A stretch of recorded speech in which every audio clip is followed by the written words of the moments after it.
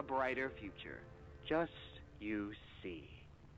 Now, every one of you has your part in that future, so should you come back tomorrow feeling unhappy for where you are or what you've done, worry not, for your supervisor is here and happy to listen.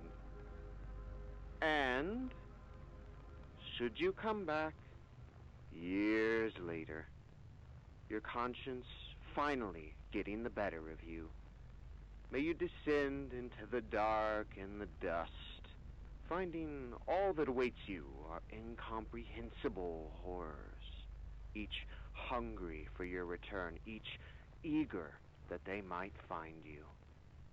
Perhaps they'd smile at you from a shadow, their smiling mouths full of teeth and meat and plastic, watching and waiting patiently for their turn at a warm welcome.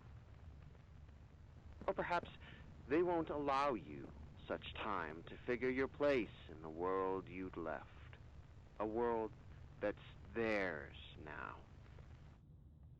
Welcome home.